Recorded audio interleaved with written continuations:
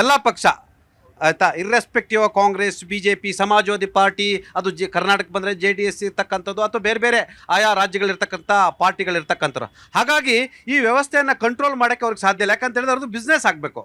Business ಕಾರಣಕ್ಕಾಗಿ ಮಕ್ಕಳು ಭವಿಷ್ಯದಲ್ಲಿ ಚೆಲ್ಲಾಟ ಆಡ್ತಾರಲ್ಲ, ಇದಕ್ಕೆ ತಾವೇನು ಹೇಳ್ತೀರಾ ಅಖಿಲ ಭಾರತ ವಿದ್ಯಾರ್ಥಿ ಫೆಡರೇಷನ್ ಅವರು? ಇವತ್ತು ಬಹಳ ಮುಖ್ಯವಾಗಿ ಗೋರ್ಮೆಂಟ್ ಏನಿದೆ ಅಲ್ಲ, ತುಂಬ ಎಜುಕೇಷನ್ಗೆ ನಿರ್ಲಕ್ಷ್ಯ ಮಾಡ್ತಿರೋದು ನಮ್ಮ ಕಣ್ಣು ಮುಂದೆ ಬರ್ತಾ ಇದೆ. ಫಸ್ಟ್ ಆಫ್ ಆಲು 2017, 2019, 2024 ಮತ್ತು 2026 ಸತತವಾಗಿ 4 ಬಾರಿ ಪರೀಕ್ಷೆ ಲೀಕೇಜ್ ಆಗಿದೆ. ಇದರ ಹೊಣೆಗಾರಿಕೆ ಯಾರು? ಅಷ್ಟು ಗೊತ್ತಾಗಲ್ವಾ ಸರ್ಕಾರಕ್ಕೆ? ಒಂದ್ಸಲ ಲೀಕೇಜ್ ಆದರೆ ಮತ್ತೊಂದ್ಸಲ ಲೀಕೇಜ್ ಆಗಲೇಬಾರ್ದು, ಆ ಥರ ನೋಡ್ಕೋಬೇಕು ಸರ್ಕಾರ, ಹೊರತು ಇನ್ನೊಂದ್ಸಲ ಈ ಥರ ಮಾಡ್ಕೊತ ಹೋಗ್ತಿದ್ದ. ಎಲ್ಲ ಖಾಸಗಿ ಆಗಿದ್ದಾವೆ, ಎಲ್ಲ ಖಾಸಗಿ ಇನ್ಸ್ಟಿಟ್ಯೂಟ್ ಮಾಡಿಕೊಂಡು ವ್ಯಾಪಾರೀಕರಣ ಮಾಡ್ತಿದ್ದಾರೆ, ಹೊರತು ವಿದ್ಯಾರ್ಥಿಗಳಿಗೆ ಅನುಕೂಲವಾಗದಂತೆ ಯಾವುದೂ ಒಂದು ಕಾರ್ಯಾಚರಣೆ ತರ್ತಿಲ್ಲ ಸರ್ಕಾರ. ದಯವಿಟ್ಟು ಗಮನ ಇಟ್ಕೊಳ್ಳಿ. ಇನ್ನೂ ಒಂದ್ಸಲ ಈ ಥರ ಆದರೆ ಈಗ ನೀಟನ್ನು ರದ್ದು ಮಾಡಬೇಕು. ಇದೊಂದು ASFನ ಸ್ಟ್ಯಾಂಡ್ ಆಗಿದೆ. ನೀಟನ್ನ ರದ್ದು ಮಾಡಬೇಕು, NATನ ರದ್ದು ಮಾಡಬೇಕು. ಕನ್ಕರೆಂಟ್ ಲೀಸ್ಟಲ್ಲಿ ಸ್ಪಷ್ಟವಾಗಿ ತಿಳಿಸಿದೆ. ಕನ್ಕರೆಂಟ್ ಲೀಸ್ಟಲ್ಲಿ ಗೋರ್ಮೆಂಟು ಸ್ಟೇಟ್ಗೂ ಸೆಂಟ್ರಲ್ಗೂ ಇಬ್ಬರಿಗೂ ಸಂಬಂಧಪಡುತ್ತೆ. ಆದರೆ ಇತ್ತೀಚಿನ ದಿನಮಾನಗಳಲ್ಲಿ ಸ್ಟೇಟ್ಗೆ ಯಾವುದೇ ಒಂದು ಪರ್ಮಿಷನ್ ಇಲ್ಲದೆ ಸೆಂಟ್ರಲ್ ಗೋರ್ಮೆಂಟ್ ಕೈ ತೆಗೆದುಕೊಳ್ಳುವಂತಹ ಒಂದು ಕಾರ್ಯಾಚರಣೆಯನ್ನು ಮಾಡ್ತಿದೆ. ಅದನ್ನು 2017ಕ್ಕಿಂತ ಮುಂಚೆ CET ಎಕ್ಸಾಮ್ ಮುಖಾಂತರ ವಿದ್ಯಾರ್ಥಿಗಳು ನೇಮಕ ಮಾಡ್ತಿದ್ರು. ಅದೇ ಮುಖಾಂತರ ನಡೀಬೇಕು ಅಂತ ನಾವು ಹೇಳಕ್ಕೆ ಬಯಸ್ತೀವಿ. ಮತ್ತು ನೀಟನ್ನ ರದ್ದು ಮಾಡಬೇಕು. ಇದೊಂಥರ ಖಾಸಗಿ ಮಾಫಿಯಾ ಅನ್ನೋದು ಎಲ್ರಿಗೂ ಓಪನ್ ಸೀಕ್ರೆಟ್ ಆಗಿರ್ತಕ್ಕಂಥದ್ದು. ಕೋಚಿಂಗ್ ಸೆಂಟರ್ಗಳು, ಪ್ರೈವೇಟ್ ಇನ್ಸ್ಟಿಟ್ಯೂಷನ್ಗಳು, ಸರ್ಕಾರಿ ಕೋಟ ತೆಗೆದುಕೊಳ್ಳಲಿಕ್ಕೆ ಪಾಪ ಎಲ್ಲ ಬಡವ್ರ ಮಕ್ಕಳು, ಆಲ್ಮೋಸ್ಟ್ 80% ಬಡವ್ರ ಮಕ್ಕಳೇ ಬರತಕ್ಕಂಥದ್ದು. ಹಾಗಾದರೆ ಇದಕ್ಕೆ ಯಾರು ಹೊಣೆ ಮೇಡಮ್? ಇಲ್ಲಿ ಆಲ್ಮೋಸ್ಟ್ ಈ ಏನು NTA ಕೇಸ್ ಏನಾಗಿದೆ, ಆಲ್ಮೋಸ್ಟ್ ಪೊಲಿಟಿಕಲ್ ಇದನ್ನೇ. ಇವಾಗ ಇಲ್ಲಿ ಇವರು ಇಲ್ಲ ನಾವು ಮಾಡಿದ್ವಿ ನೀವೇನು ಮಾಡಿದ್ರಿ ಅಂತ ಒಂದು ಪ್ರಶ್ನೆ. ಅಲ್ಲಿ ನೀವು ಇದು ಬರಲ್ಲ. ಒಂದು ನಿಮಿಷ, ಪ್ರಾಣ ಹೋಗಿರೋದು ಯಾರ್ದು? ಮಕ್ಕಳದು, ಸ್ಟೂಡೆಂಟ್ಸ್, ಹೌದಾ? ಇವಾಗ ಬರೀತಿರೋದು ಯಾರು? ಬರೀತಿರೋದು ಮೈನರ್ಸು, ಬರೀತಿರೋದು ಎಕ್ಸಾಮು ಮೈನರ್ಸು. ಓಟ್ ಹಾಕಲ್ಲ, ಏನಾಕಲ್ಲ. ಅವ್ರ ಜೀವದ ಮೇಲೆ ನಾವು ಹೋರಾಡಬೇಕು. ರಿಪೋರ್ಟ್ ಆಗಿರೋ, ಸರ್ ಹೇಳಿರೋ ತಕ್ಕನಂಗೆ ರಿಪೋರ್ಟ್ ಆಗಿರೋ ಕೇಸು 1, 2, 3 ಅಥವಾ 10 ಅಂತಾನೆ ಲೆಕ್ಕಕ್ಕೆ ಇಟ್ಕೊಳ್ಳೋಣ. ಎಷ್ಟು ಜನ ರಿಪೋರ್ಟ್ ಮಾಡಿಲ್ದೇ ಇರೋ ಕೇಸಸ್ ಪ್ರಾಣ ಹೋಗಿದೆ? ನಿಮ್ಯಾನ್ಸ್ಗೆ ಹೋಗಿ ರಿಪೋರ್ಟ್ಸ್ನ ತೆಗೀರಿ. ಮೆಂಟಲ್ ಹೆಲ್ತ್ ಮೇಲೆ ಇವಾಗ ಏನು ಇದು ಒಳ್ಳೆ ಸ್ಟೋನ್ ಪೇಪರ್ ಸೀಸರ್ ಅಲ್ಲ, ಏನೋ ಚೀಟಿಂಗ್ ಮಾಡ್ದ ಮತ್ತೆ ಅಣ್ಣ ಸ್ಟೋನ್ ಪೇಪರ್ ಸೀಸರ್ ಅಲ್ಲ. ಜೀವದ ಪ್ರಶ್ನೆ, ಒಂದು ಕನಸಿನ ಪ್ರಶ್ನೆ. ಎಷ್ಟೊಂದು ಜನ ಭಾಳ ಹಾಳಾಗುತ್ತೆ, ಪ್ಲಸ್ ಕಟ್ಕೊಳತ್ತೆ. ಇದ್ರ ಸಂಬಂಧ ಮಾತಾಡ್ಬೇಕಂದ್ರೆ ಒಂದ್ಸತಿ ಎಕ್ಸಾಮ್ ಬರಿತೀವಿ, ಮುಗೀತು ಕತೆ. ಇಲ್ಲ, ಒಂದ್ಸತಿ ತಪ್ಪು. ಇದು 1, 2 ಅಲ್ಲ, 3 ಸತಿ ನಡೆದಿದೆ. ಆ್ಯಂಡ್ ಇದು ಎಲ್ಲ ಪಕ್ಷದವರು ಸೇರ್ಕೊಂಡು ಆವಾಜ್ ತೆಗಿಬೇಕಾಗಿರುವಂತಹ ಟಾಪಿಕ್. ಇದು ಸೆನ್ಸಿಟಿವ್ ಟಾಪಿಕ್ ಅಂತಾನೆ ಹೇಳ್ಬೋದು. ಯಾಕಂದ್ರೆ ಯುವ ಜನರ ಪ್ರಾಣ ಹೋಗ್ತಿದೆ ಒಂದು ವಿಷಯ. ಎರಡನೇ ವಿಷಯ ಏನಂದ್ರೆ, ಮಕ್ಕಳು ಅವ್ರಿಗೆ ಇವಾಗ ಹೇಗೆ ಅನ್ಸ್ಬಿಟ್ಟಿದೆ ಅಂದ್ರೆ, ಹೋದ್ರು ಬಿಟ್ರು ಏನೂ ಆಗಲ್ಲ, ಅವ್ನು ಯಾವನೋ ಸೀಟ್ ತೊಗೊಂಡೋಗ್ತಾನೆ, ಯಾವಳೋ ಸೀಟ್ ತೊಗೊಂಡೋಗ್ತಾಳೆ, ನಾವೇನು ಮಾಡೋಣ, ನಾವು ಓದಿ ಏನು ಮಾಡೋಣ ಅಂತ ಒಂದು. ಎಷ್ಟೊಂದು ಜನ ಅವ್ರ ಕನ್ಸುಗಳನ್ನ ಬಲಿ ಇಡ್ತಾರೆ. ಯಾಕಂದರೆ ಅಪ್ಪ ಅಮ್ಮನ ಕನಸೇನು, ಡಾಕ್ಟರ್ ಆಗಬೇಕು, ಇಂಜಿನಿಯರ್ ಆಗಬೇಕು ಅಂತ ಕನ್ಸುಗಳನ್ನ ಬಲಿ ಇಡ್ತಾರೆ. ಆ ಥರ ಮಾಡ್ಕೊಂಡು ಹೋದವ್ರು 23 ಲಕ್ಷ ಲೆಕ್ಕ ಮಾಡಿ, 23 ಲಕ್ಷ ವಿದ್ಯಾರ್ಥಿಗಳಿಗೆ ಅನ್ಯಾಯ ಆಗಿದೆ.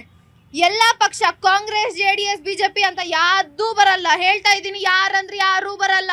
ಆವಾಜ್ ತೆಗಿಬೇಕಾಗಿರೋದು ನಾವು ವಿದ್ಯಾರ್ಥಿಗಳು, ಜನರಾಗಿ, ಒಂದು ಪಕ್ಷನಾಗಿ. ಯಾವತ್ತು ಯಾರು ಬರಲ್ಲ. ಹೇಳ್ತಿದ್ದೀನಿ, ಒಂದು ಪಕ್ಷ ಅಂತ ಮಾತಾಡೋದು ಬಿಡಿ. ಈ ವಿಷಯದಲ್ಲಿ, ನೀಟ್ ವಿಷಯದಲ್ಲಿ, NTA ವಿಷಯದಲ್ಲಿ ಅಮಾಯಕ ಮಕ್ಕಳು ಪ್ರಾಣ ಹೋಗಿದೆ, ಮೈನರ್ಸ್ ಪ್ರಾಣ ಹೋಗಿದೆ. ಇಲ್ಲಿ ಅವ್ರು ಓಟ್ ಹಾಕಲ್ಲ, ಏನಿಲ್ಲ.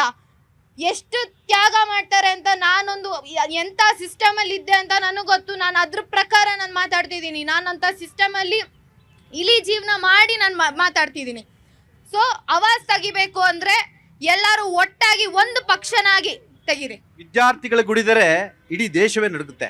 ಯಾಕಂತೇಳಿದ್ರೆ 23 ಲಕ್ಷ ವಿದ್ಯಾರ್ಥಿಗಳಂದರೆ 23 ಲಕ್ಷ ಭವಿಷ್ಯದ ಮತದಾರರವರು ಈ ದೇಶದ ಜನಪ್ರತಿನಿಧಿಗಳು ಯಾರಾಗಬೇಕಂತೇಳಿ ನಿರ್ಧಾರ ಮಾಡ್ತಕ್ಕಂಥವ್ರು.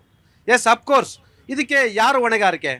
ABVP ಅವ್ರು ಏನು ಹೇಳ್ತಾ ಇದ್ದಾರೆ, ಪ್ರೆಸ್ ರಿಲೀಸ್ ಮಾಡಿದೀವಿ ಅಂತ ಹೇಳ್ತಾ ಇದ್ದಾರೆ. ಬಟ್ ಏನಾಗಿದೆ ಅಂದರೆ, ಧರ್ಮೇಂದ್ರ ಪ್ರಧಾನ್ ಅವರು ಇವಾಗಿನ ಎಜುಕೇಷನ್ ಮಿನಿಸ್ಟರ್ ಆಗಿದ್ದಾರೆ. ಅವರು 2024 ಇಶ್ಯೂ ಆದಮೇಲೂ ಈ ಥರ ಸೆಕ್ಯೂರಿಟಿ ಇಲ್ಲದೆ ನಮ್ಮ ಒಂದು ನೀಟ್ ಎಕ್ಸಾಮಿನೇಷನ್ ಮೆರಿಟಲ್ಲಿ ಸ್ಟೂಡೆಂಟ್ಸು ಬಂದು ಓದ್ಕೊಂಡು ಬರೀಬೇಕು ಅಂತ ಬರೀತಾರೆ. ಅವ್ರಿಗೆ ಎಕ್ಸಾಮಿನೇಷನ್ ಅಂತ ಕೊಟ್ಬಿಟ್ರೆ ಅವ್ರಿಗೆ ತಿರ್ಗಿ ಅದೇ ಮೆರಿಟ್ ಸಿಗುತ್ತಾ? ಅದಕ್ಕೆ ಯಾರು ಅಶ್ಯೂರೆನ್ಸ್ ಕೊಡ್ತಾ ಇದ್ದಾರೆ? ಧರ್ಮೇಂದ್ರ ಪ್ರಧಾನ್ ಅವರು 2021 ಅಪಾಯಿಂಟ್ ಆಗಿದ್ದಾರೆ as A education minister, nominated by Narendra Modi sir. Okay, so when this is happening, who is answerable? The prime minister is answerable for this, and everyone, all of the education minister ಕೂಡ answerable, NTA ಕೂಡ answerable, ಎಲ್ಲರೂ ಕೂಡ ಈ ವ್ಯವಸ್ಥೆಯ ಭಾಗವಾಗಿರ್ತಕ್ಕಂಥ ಎಲ್ಲರೂ ಕೂಡ answerable ಮಾಡ್ತಕ್ಕಂಥವ್ರು ಈಗ ಮರುಪರೀಕ್ಷೆ ಮಾಡ್ತೀವಿ, 15 ನಿಮಿಷ ಜಾಸ್ತಿ ಕೊಡ್ತೀವಿ ಅಂತ ಹೇಳ್ತಿದ್ದಾರೆ. ಈ ದೇಶದ ವ್ಯವಸ್ಥೆಗೆ ವಿಪಕ್ಷಗಳು ಕೂಡ ಆನ್ಸರಬಲ್. ಮರುಪರೀಕ್ಷೆಗಳು ಕೊಟ್ರೆ ಯಾರ್ಯಾರು ಮೆರಿಟ್ ಅಲ್ಲಿ ಬಂದಿರ್ತಾರಲ್ಲ ಅವ್ರದ್ದು ತಿರ್ಗಾ ಅದೇ ರ್ಯಾಂಕಿಂಗ್ ಬರುತ್ತಾ? ಇಲ್ಲ. ಏನಾಗುತ್ತೆ, ಅವ್ರದ್ದು ಒಂದು ಸೆಲ್ಫ್ ಬಿಲೀಫ್ನ ಅವ್ರು ಲೂಸ್ ಮಾಡ್ಕೊತಾ ಇದ್ದಾರೆ ಎಲ್ಲ ಸ್ಟೂಡೆಂಟ್ಸ್. ತಿರ್ಗಾ ಮತ್ತೆ ಬರಿಬೇಕು ಅಂದರೆ ಅವ್ರು ಒಂದ್ಸಲಾಗೆ ಪ್ರಿಪೇರ್ ಆಗಿರ್ತಾರೆ, ವರ್ಷಾನುಗಟ್ಲೆ ಅವರು ಎಲ್ಲಾನು ಬಿಟ್ಟು 2-3 ವರ್ಷ ಎಲ್ಲ ಬಿಟ್ಟು ಅವ್ರ ಎಜುಕೇಷನ್ನ ಅವರು ಅದಕ್ಕಂತಾನೆ ಲಾಂಗ್ ಟರ್ಮ್ ತೊಗೊಂಡು ಪ್ರಿಪೇರ್ ಆಗಿ ಬಂದಿರ್ತಾರೆ. ಓಕೆನಾ? ಇದಕ್ಕೆ ಸೆಕ್ಯೂರಿಟಿ ಕೊಡೋಕ್ಕಾಗ್ತಾ ಇಲ್ಲ ಅಂದರೆ ನಮ್ಮ ಗೌರ್ಮೆಂಟ್ ಆ್ಯಸ್ ಫೇಲ್ಡ್. ಆ್ಯಂಡ್ ಸುಮ್ಮನೆ ರೀನೀಟು ಅಂತೆಲ್ಲ ಮಾಡಂಗಿದ್ರೆ 2024 ಯಾಕೆ ನೀವು ರೀನೀಟ್ ಮಾಡಲಿಲ್ಲ? ಸುಪ್ರೀಂ ಕೋರ್ಟ್ ಏನಂತ ಆರ್ಡರ್ ಕೊಡ್ತು? ನಾವು ಸುಮ್ಮನೆ ಅದನ್ನು ನಾವು ಹಂಗೆ ಕೊಡ್ತೀವಿ ಅಂತ 60+ ಜನ ಯಾರ್ಯಾರು 670 ಔಟ್ ಆಫ್ 670 ತೊಗೊಂಡಿದ್ರು ಅವ್ರನ್ನ ಹಂಗೆ ಬಿಟ್ರಿ ನೀವು. ಇವಾಗ ರೀನೀಟ್ ಅಂತ ಅಂದರೆ ಇವ್ರಿಗೆ ಯಾಕೆ ಅನ್ಯಾಯ ಮಾಡ್ತಾ ಇದ್ದೀರಾ? ಯಾವ ಥರ ಎಜುಕೇಷನ್ ಕೊಡ್ತಾ ಇದ್ದೀರಾ? ನಮ್ಮ ಎಜುಕೇಷನ್ ಮಿನಿಸ್ಟರ್ ನೀವು, ಧರ್ಮೇಂದ್ರ ಪ್ರಧಾನ್ ಅವರು. ನೀವು ಹೇಳಿ, ಈ ಥರ ನೀವೊಂದು ಇಂಡಿಯಾಸ್ ಬಿಗ್ಗೆಸ್ಟ್ ನೀಟ್ ಎಕ್ಸಾಮಿನೇಷನ್ನ ನೀವು ಒಂದು ಸೆಕ್ಯೂರಿಟಿ ಕೊಟ್ಟಿಲ್ಲದೆ ಮಾಡ್ತಾ ಇದ್ದೀರಾ ನಮ್ಮ ಒಂದು ದೇಶದಲ್ಲಿ ಅಂತ ಅಂದರೆ ನೀವು ಯಾವ ಲೆವೆಲ್ಗೆ ನೀವು ಒಂದು ಎಜುಕೇಷನ್ ತಗೊಂಡು ಹೋಗ್ತಾ ಇದ್ದೀರಾ ಅಂದರೆ this has become a business ಅಷ್ಟೇ. ಸಾವಿರಾರು ಬಿಸ್ನೆಸ್ ಮಾಡಕ್ಕೆ ನಿಮ್ಮ ಪಾರ್ಟಿಯವರು ಇದ್ದಾರೆ, ಅವ್ರ ಪಾರ್ಟಿಯವರು ಇದ್ದಾರೆ. ಕರ್ನಾಟಕದಲ್ಲಿ ನಿಮ್ಮ ಪಾರ್ಟಿಯವ್ರದ್ದು ಎಷ್ಟು ಜನ ಮೆಡಿಕಲ್ ಕಾಲೇಜ್ಗಳಿಲ್ವಾ? ಇದು ದೇಶದ ಅತಿ ದೊಡ್ಡ ಸ್ಕ್ಯಾಮ್, ದೇಶದ ಅತಿ ದೊಡ್ಡ ಚೀಟಿಂಗ್. NTA ತೊಲಗಿಸ್ಬೇಕು, ಸೆಂಟ್ರಲೈಸ್ಡ್ ಎಕ್ಸಾಮಿನೇಷನ್ಗೆ ಪರಿಹಾರ ಹುಡುಕಬೇಕು. ಈಗ ಒಂದಷ್ಟು ಚರ್ಚೆಗಳು ನಡೀತಿದೆ. PUC ಅಂಕದ ಆಧಾರದ ಮೇಲೆ ಯಾಕೆ ಕೊಡಬಾರ್ದು? ಪ್ರೈವೇಟೈಸಿಸಮ್, ಈ ಮಾಫಿಯಾ, ಕೋಚಿಂಗ್ ಸೆಂಟರ್ ಮಾಫಿಯಾಗಳನ್ನ ಬೆಳೆಸ್ಕೊಳ್ಳಲಿಕ್ಕೆ ಈ ರಾಜಕಾರಣಿಗಳು ಮತ್ತು ನಾಯಕರ ಜೇಬಿಗೆ ಹಣವನ್ನು ಭರ್ತಿ ಮಾಡಲಿರ್ತಕ್ಕಂಥ ಒಂದು ತಂತ್ರನ ಇದು. ಸರ್, ಒಂದು ಫಸ್ಟ್ ಒಂದು ಕ್ಲಿಯರ್ ಮಾಡ್ತೀವಿ. NSUದವರು ಅಥವಾ ಹೇಳ್ತಾ ಇದ್ದಾರೆ ABVP ಒಂದು ರಾಜಕೀಯ ಸಂಘಟನೆ ಅಂತೇಳಿ. ಯಾರ್ಯಾರೋ ABVPಯ ಒಂದು ಡೆಫಿನೇಷನ್ನ ಯಾರು ಕೂಡ ನಿರ್ಧಾರ ಮಾಡೋದಲ್ಲ. ABVP ಒಂದು ಸರ್ಕಾರೇತರ ಒಂದು ವಿದ್ಯಾರ್ಥಿ ಸಂಘ. ಅದರಲ್ಲಿ ನಾವು ನೀಟ್ ಬಗ್ಗೆ ಮಾತಾಡೋಣ ಪ್ಲೀಸ್. ಸರ್, ಅವ್ರು ಹೇಳಿಕೊಂದು ಉತ್ತರ ಕೊಟ್ಟೆ ಅಷ್ಟೇ. ಯಾಕೆಂದ್ರೆ ಫಸ್ಟ್ ದೆಹಲಿಯಲ್ಲಿ ನಾವು ಪ್ರೊಟೆಸ್ಟ್ ಮಾಡಿದ್ದೀವಿ, NTA ಮುತ್ತಿಗೆ ಹಾಕುವಂಥ ಪ್ರಯತ್ನವನ್ನು ಮಾಡಿದ್ದೇವೆ. ಎರಡನೇ ವಿಚಾರ, ಬಹುಶಃ ನೀವು ಈ ದೇಶದ ಶಿಕ್ಷಣ ಸಚಿವರನ್ನ ರಾಜೀನಾಮೆಯನ್ನು ಕೊಡಿ ಅಂತೇಳಿ ನೀವು ದೇಶಾದ್ಯಂತ ದೊಡ್ಡ ಪ್ರತಿಭಟನೆ ಮಾಡ್ತಿದ್ದೀರಿ ಅನ್ಸುತ್ತೆ, ಅಥವಾ ಇದು ವ್ಯಂಗ್ಯವಾ? ವ್ಯಂಗ್ಯ ಅಲ್ಲ ಸರ್, ನಾವು ಸತ್ಯವಾಗಿ, ನಾವು ನೈತಿಕವಾಗಿ ಪ್ರತಿಭಟನೆಯನ್ನ ಮಾಡ್ತಾ ಇರೋದು. ನಾವು ಸುಮ್ಮನೆ ರಾಜೀನಾಮೆನ ಕೇಳ್ತಿದ್ರ? ಈ ದೇಶದ ಶಿಕ್ಷಣ ಸಚಿವರು ರಾಜೀನಾಮೆನ ಕೇಳ್ತಾ ಇದ್ದೀರಾ ನೀವು? ಹೇಳ್ತೀವಿ ಸರ್. ಒಂದ್ ನಿಮಿಷ ಮಾತಾಡ್ಬಿಡ್ರಿ. ಬೇರೆ ಎಲ್ಲದಕ್ಕೂ ರಾಜೀನಾಮೆ ಕೇಳ್ತಿರಲ್ಲ? ಎರಡನೇ ವಿಷಯ ಹೇಳೋದು ಅಂದ್ರೆ, ನೀವು ಕೇಳಿದ ಪ್ರಶ್ನೆಗೆ ಏನು PUC ಆಧಾರದ ಮೇಲೆ ನೀವು ಸೀಟನ್ನ ಕೊಡಬೇಕು ಅಂತ ನೀವು ಹೇಳ್ತಿದ್ದೀರಾ. ಆದ್ರೆ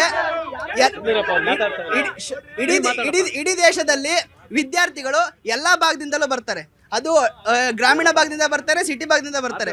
ಸಿಟಿ ಭಾಗದಿಂದ ಬರುವಂತ ಎಜುಕೇಶನ್ ಹೊಂದಿರುವಂತ ವಿದ್ಯಾರ್ಥಿಗಳೇ ಬೇರೆ, ಗ್ರಾಮೀಣ ಪ್ರದೇಶದಿಂದ ಬರುವಂತ ವಿದ್ಯಾರ್ಥಿಗಳೇ ಬೇರೆ. So education level is totally different city to rural ಹೋಲ್ಸ್ಕೊಂಡ್ರೆ. ಹಂಗಾಗಿ PUC ಆಧಾರದ ಮೇಲೆ ಕೊಡೋಕೆ ಹೋದ್ರೆ ಗ್ರಾಮೀಣ ಮಕ್ಕಳಿಗೆ ಟೋಟಲಿ ಒಂದು ನಷ್ಟ ಆಗ್ತದೆ. ಹಾಗಾಗಿ ಗೌರ್ಮೆಂಟ್ ಏನ್ ಮಾಡಿದ್ರೆ NTA ಒಂದು ಏಜೆನ್ಸಿ ತಂದು ಆ ಮೂಲಕ ಪರೀಕ್ಷೆ ನಡೆಸ್ತಾ ಇದೆ. 2024 ಸ್ಕ್ಯಾಮ್ ಆಯ್ತು, CBI ತನಿಖೆ ಆಯ್ತು. ಆದ್ರೂ ಕೂಡ ಸರ್ಕಾರದ ಜವಾಬ್ದಾರಿ ಸರ್, ನೀವು ತಿಳ್ಕೊಬೇಡಿ. NTA ಮಾಡಿದ್ವಿ ಅಂತ ಅನ್ನಂಗಲ್ಲ, ಇದು under by government of India, ಸರ್ಕಾರದ ಜವಾಬ್ದಾರಿ ಸರ್. ನೀವು ಅನ್ಕೋಬಹುದು, ನೀವೇನೋ ಅನ್ಕೋಬಹುದು, ಆದ್ರೆ ನಿಮ್ಮನೆ ಮಕ್ಕಳು, ನಮ್ಮನೆ ಮಕ್ಕಳು, ಅವ್ರ ಮನೆ ಮಕ್ಕಳು ಭವಿಷ್ಯ ಸ್ವಾಮಿ. ಇದು 22 ಲಕ್ಷ ಮಕ್ಕಳು ಭವಿಷ್ಯ ಸ್ವಾಮಿ. ಯಾಕೋತ ಇದಕ್ಕೆ ಆನ್ಸರಬಲ್ ಯಾರು ಹೇಳಿ? ಹಂಗಾದ್ರೆ 23 ಲಕ್ಷ. ಅದೇ ಇವಾಗ ನೀವು ಪ್ರಾಮಾಣಿಕವಾಗಿ ಮಾತಾಡಿ. ನೀವು ಒಬ್ಬ ಸ್ಟೂಡೆಂಟ್ ಆಗಿ ಮಾತಾಡಿ. ನಾನು ನಿಮ್ಮನ್ನ ABVP ಕೇಳ್ತಿಲ್ಲ, ನೀವು ಒಬ್ಬ ಪ್ರಾಮಾಣಿಕ ವಿದ್ಯಾರ್ಥಿ ಕೇಳ್ತಾ ಇದ್ದೀನಿ. ನೀಟ್ ಎಕ್ಸಾಮ್ ಬರ್ತಿದ್ಲು, ಕೀ ಆನ್ಸರ್ಸ್ ಅಲ್ಲಿ 645 ಮಾರ್ಕ್ಸ್ ತೆಗಿತಿದ್ಲು ಈ ನೀಟ್ ಎಕ್ಸಾಮ್ ಸೆಕೆಂಡ್ PUC ಲಿ. ಆಯ್ತಾ? ಇವಾಗ NTA ನಾವು ನೋಡ್ಬೋದು. NTA ಯಾರ್ದಪ್ಪ ಅಂತಂದ್ರೆ ಕೇಂದ್ರ ಸರ್ಕಾರದ್ದು. ಅದಕ್ಕೆ ಡೈರೆಕ್ಟರೇಟ್ ಆಫ್ ಜನರಲ್ ಅಂತೇಳಿ ಅಭಿಷೇಕ್ ಅನ್ನೋರನ್ನ ನೇಮಕ ಮಾಡಿದೆ. ಅವರೊಬ್ಬರು ಒಳ್ಳೆ ಏನು ಆಡಳಿತ ಮಾಡಿದಂಥ ಒಬ್ಬ UPSC ಅಧಿಕಾರಿ. NTA ಏನು ಮಾಡುತ್ತಪ್ಪ ಅಂತಂತಂದರೆ ಎಕ್ಸಾಮನ್ನು ಕ್ಲಿಯರಾಗಿ ಕಂಡಕ್ಟ್ ಮಾಡಿ ರಿಸಲ್ಟ್ಸ್ ಏನಿದೆ ಅದನ್ನು ಕೊಡೋವಂಥದ್ದು. ಇದನ್ನೆಲ್ಲ ಕೋಆರ್ಡಿನೇಟ್ ಮಾಡಿಕೊಂಡು ಮ್ಯಾನೇಜ್ ಮಾಡಬೇಕಾಗಿದ್ದು ಅವರು ಹೇಳಿದ್ರು, ಪ್ರಧಾನಮಂತ್ರಿಗಳವರು ಇದಕ್ಕೆ ನೇರವಾಣೆ ಅಂತ. ಪ್ರಧಾನ ಮಂತ್ರಿಗಳು is a running man of ಏನೋ ಗೌರ್ನಮೆಂಟ್. ಇದನ್ನ ನೋಡ್ಬೇಕಾದವರು ಯಾರಂದ್ರೆ ನಮ್ಮ ಶಿಕ್ಷಣ ಸಚಿವರು ಧರ್ಮೇಂದ್ರ ಪ್ರಧಾನ್ ಅವರು. ನಾವು ನೋಡ್ಬೋದು ಮೊನ್ನೆ ಧರ್ಮೇಂದ್ರ ಪ್ರಧಾನ್ ಅವ್ರಿಗೆ ಫಸ್ಟ್ ರಿಯಾಕ್ಷನ್ ಕೇಳಿದ್ರೆ ಅವಯ್ಯ ಏನೂ ಹೇಳಿಲ್ಲ. ಇದೇನಪ್ಪ ಅಂತಂತಂದ್ರೆ ಅತಿ ಒಂದು ಕೆಟ್ಟವಾದಂಥ ಪರಿಸ್ಥಿತಿ.